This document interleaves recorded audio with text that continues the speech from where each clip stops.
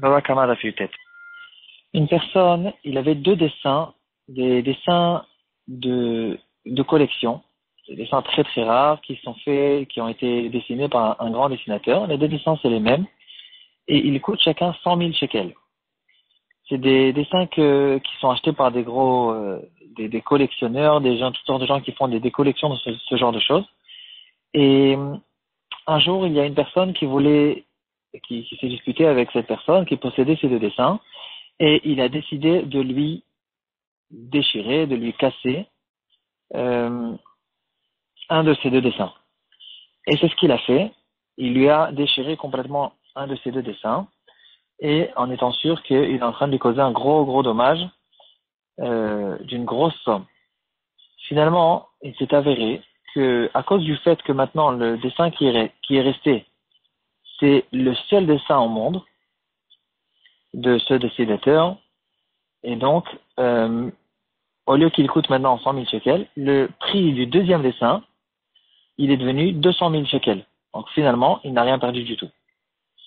Est-ce qu'il a besoin de lui payer ou pas? Maintenant, il l'attaque en justice, il lui dit tu me fais perdre 100 000 shekels. Il lui dit mais de quoi tu parles? Je t'ai pas fait perdre 200 000 shekels. Tu peux vendre maintenant le deuxième dessin que son prix a doublé. Je t'ai rien fait perdre et donc je dois rien te donner. L'autre il dit ça n'a strictement aucun rapport avec toi.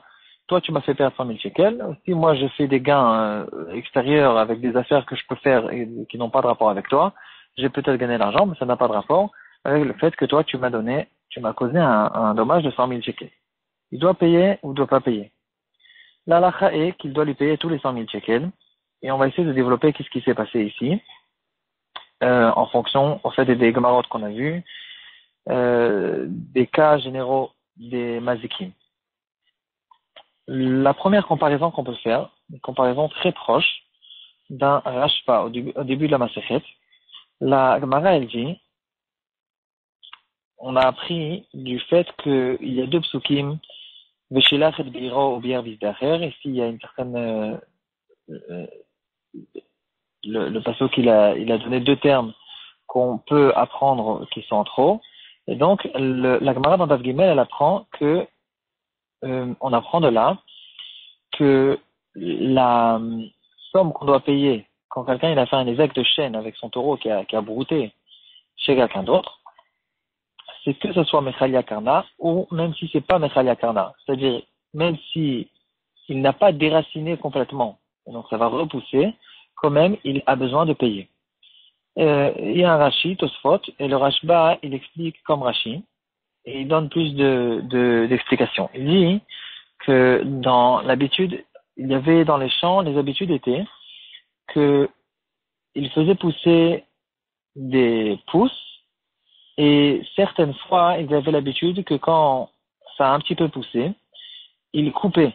Ça s'appelait shachat. Ils coupaient tout ce qui a poussé et de cette manière-là, ça va mieux repousser. Ce qui va pousser plus tard, il va être d'une meilleure qualité et il pourra le vendre plus cher. Ils avaient l'habitude même de le faire avec des animaux.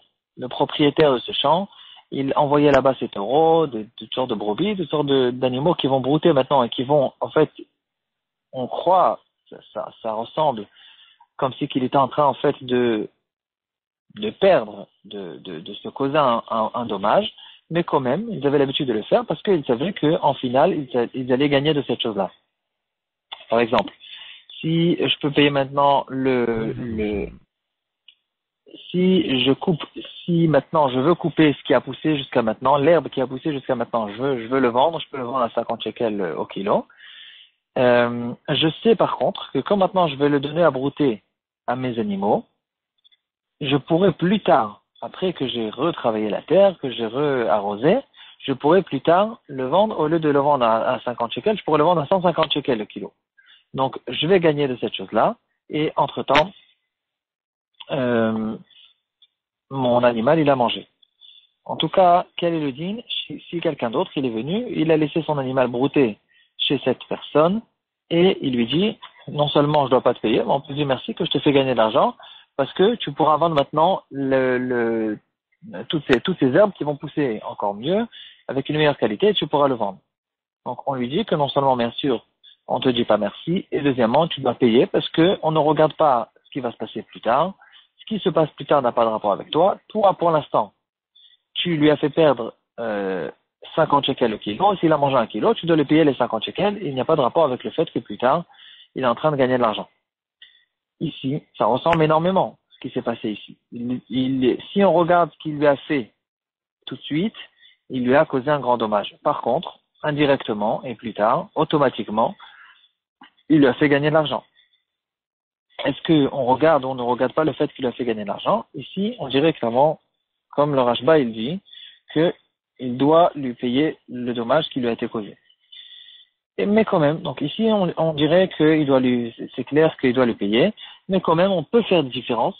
La comparaison, elle n'est pas évidente, parce que on pourrait dire que c'est pas exactement la même chose. Dans l'histoire de l'herbe que mon animal, il a brouté de cette herbe, c'est pas automatique du tout. Le fait que je suis en train de lui faire gagner de l'argent, c'est pas tout de suite et c'est pas automatique. Lui, il devra continuer maintenant à arroser et à travailler son champ et attendre plusieurs mois jusqu'à que tout va repousser. C'est vrai que quand ça va repousser, après que j'aurai bien peiné sur ce champ, ça va mieux repousser et je vais gagner de l'argent. Mais c'est pas tout de suite et c'est pas automatique. On pourrait dire que à cause de ça, ça n'a pas de rapport avec ce qu'il a fait. Lui, ce qu'il a fait, c'est un dommage. Comme ça, on regarde cette chose-là. Et le fait que plus tard, j'ai réussi à redresser la situation et même peut-être à gagner, ça n'a pas de rapport avec lui. Donc, on pourrait faire une différence entre ces cas. Et quand même, on tranche par l'akha qu'il a besoin de lui payer sur le dessin qu'il a fait. Et on va expliquer tout de suite pourquoi. De manière générale, on pourrait en fait se poser la question suivante. Une question théorique. Si quelqu'un, il a un produit, et ce produit, il peut le vendre à une certaine valeur, et il y a quelqu'un d'autre qui arrive, il lui dit, regarde, moi je sais faire une publicité, des publicités incroyables et très fortes, etc., et je peux te vendre ton produit, le produit que tu as, je peux te le vendre au double du prix. Est-ce que il va maintenant recevoir la somme que ce publieur va recevoir? Est-ce que ce sera la somme de tout ce qu'il a fait gagner, c'est-à-dire un produit qui peut vendre maintenant à 100 euros. Il lui dit, je peux te le faire vendre à 200 euros. Est-ce qu'on va lui donner 100 euros parce que c'est ça ce qu'il lui a fait gagner ou bien non? Bien sûr que non. Pourquoi? Parce que lui, c'est qu'un publieur. C'est pas un qu'il est maintenant devenu associé, il prend partie de la fabrication de ce produit. C'est pas qu'il est associé dans le produit lui-même. Il arrive à faire quelque chose d'extérieur qui cause que les gens, sans trop réfléchir, ils vont maintenant payer plus cher sur cette chose-là. Donc c'est un publieur, c'est un métier, il doit recevoir une certaine paye. J'ai profité de cette personne, mais ça aussi, ça a son prix. Donc si par exemple, le produit que je veux vendre à 100 euros, il me l'a fait vendre à 200 euros, je lui donnerai 20 euros ou quelque chose comme ça, comme le prix qu'on a l'habitude de donner au publieur.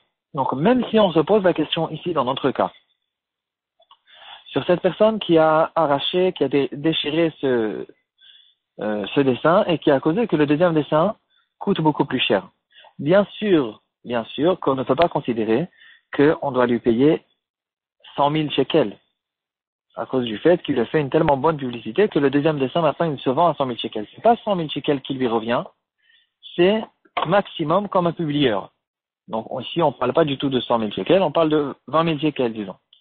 Donc ici, c'est clair que maximum, ce qu'il doit recevoir, la somme qu'il doit recevoir sur le fait que le deuxième dessin a augmenté, c'est 20 000 shekels. Donc entre-temps, il doit lui payer 80 000 shekels sur le premier dessin. Donc déjà, une grosse partie de la somme, c'est sûr qu'il doit le donner. Mais on va expliquer aussi pourquoi même ces 20 000 shekels, il ne peut pas les recevoir. On ne peut pas considérer le fait que grâce à lui, le deuxième dessin, le prix il a augmenté et de dire que c'est grâce à lui et de lui faire payer au moins comme un publieur. Pourquoi? Parce que il y a une halakha qui dit il y aurait des torse chavero et là on en arrive à un rapport avec notre daf. Dans notre daf, dans Moudbet, on rentre dans une grande sugia qui s'appelle Néhéné. Néhéné veut dire quand j'ai profité d'une autre personne, alors je dois lui payer le prix que j'ai profité. Même si lui, il ne m'a pas demandé mon avis, il a fait quelque chose qui m'a causé, qui m'a donné un profit. Moi, je ne dois pas lui payer tout ce que lui, il a perdu. Je dois lui payer le prix que j'ai profité de lui. Par exemple, on va donner deux exemples. Premier exemple, quelqu'un il rentre dans mon champ, c'est un champ que je n'utilise pas, il rentre, il arrive avec ses tracteurs, il laboure, il sème, il travaille, il sort beaucoup d'argent, et finalement, il y a des choses qui ont poussé là-bas, dans mon champ, il ne m'a pas demandé mon avis. Alors, il ne peut pas maintenant venir me réclamer tout ce qui a poussé là-bas et de dire tout ça c'est grâce à moi, et paye-moi tout ça. Il ne peut pas non plus venir me réclamer l'argent que lui, il a sorti. Il a dit, regarde, moi j'ai sorti des tracteurs, j'ai travaillé, paye-moi mon travail et paye-moi l'argent que j'ai sorti. Parce que moi, je peux lui dire, excuse-moi, je t'ai jamais demandé de m'aider et je t'ai jamais demandé de faire tout ça. Et donc, débrouille-toi. C'est pas, je dois pas te payer. Par contre, ce que je dois oui payer, c'est le profit que j'ai. Parce que maintenant ici, j'ai profité, j'ai gagné quelque chose, de l'argent grâce à lui. Et donc, il y a un certain profit que je dois lui payer qui est inférieur euh, aux sommes que lui, il a sorties. Deuxième exemple, c'est quelqu'un qui a mis des fruits dans le Reshut Arabim. Il a mis des fruits, des caisses de fruits dehors, dans la rue, et mon animal, il a mangé. Et grâce à ça, j'ai économisé le repas du soir de cet animal. Donc, lui, il ne peut pas me demander que je lui paye tous les fruits, parce que c'est un chêne Reshut Arabim. J'ai pas besoin de garder mon animal qu'il ne mange pas dans le domaine public. Par contre, il peut venir me réclamer et lui dire, regarde, c'est vrai que je peux pas te demander tout le prix des fruits, mais je te demande le fait que tu as maintenant économisé le repas du soir de l'animal. Et ça, c'est ça la somme que moi j'ai profité de lui. Le profit, je dois le payer. Le nez est né, et c'est ça que je vais lui payer. En revenant dans notre cas, euh, ici, on pourrait dire que cette personne qui m'a déchiré mon dessin, il peut venir me réclamer le fait que grâce à lui, j'ai gagné de l'argent. Parce que le deuxième dessin, son prix a augmenté. Est-ce que je dois lui payer en tant que né ou pas en tant que né au moins en tant que publieur? La réponse se trouve dans le Rama, dans Siman Resh Samer Dalet et Dalet.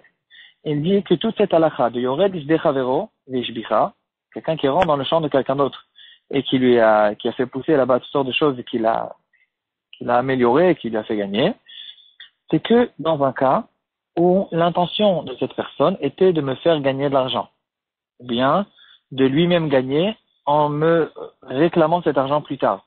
Mais dans le cas où il n'avait aucune intention de me faire gagner de l'argent, il l'a fait que pour lui et pas pour le propriétaire du champ, alors il ne reçoit rien du tout comme salaire. Comme ça, le Rama, il tranche la halakha. Et dans notre cas, d'après ce Rama, on peut dire que dans notre cas aussi, il n'a pas du tout besoin de lui payer. Donc, on parle de celui à qui appartenaient les dessins. Est-ce que cette personne, est-ce que celui qui a endommagé le dessin peut lui réclamer de l'argent, au moins en tant que né? Donc, grâce à ça, il pourra faire descendre le prix du dommage que lui, il m'a causé. Il y a ici deux histoires. Lui, il m'a causé un dommage, mais il m'a aussi fait gagner de l'argent. S'il peut me réclamer cet argent, alors on va égaliser, on va essayer de voir quel était le dommage qu'il m'a fait, et combien moi je lui dois, et après on fait le calcul, et je lui paye la différence. Ou il me paye plutôt la différence. Ici, puisque le Rama nous dit que même la halakha de Néhéné et la halakha de Yored de Torch de Chavero, elle dit que dans un cas où si lui il a fait avec une intention de me faire gagner de l'argent, c'est que dans ce cas-là où je dois lui payer en tant que Néhéna. Bien sûr que dans notre cas où il a toute son intention, c'était que parce que par jalousie il a décidé de me causer un dommage et de me déchirer mon dessin qui coûte très cher, et il n'avait aucune intention bien sûr de me faire gagner de l'argent, il n'a jamais pensé à cette conséquence. Donc dans ce cas-là, il ne peut pas du tout me réclamer l'argent, même pas en tant que néné, ni en tant que publieur. Le fait que moi j'ai gagné l'argent, ça n'a pas de rapport avec lui. C'est une conséquence qui est extérieure. Et donc, finalement, ce qui reste, c'est que moi, je lui dois aucun argent. Je ne lui dois rien du tout sur le fait que moi, j'ai gagné de l'argent avec le deuxième dessin qui son prix a doublé. Par contre, je peux, moi, lui réclamer cet argent sur le premier dessin qu'il m'a déchiré.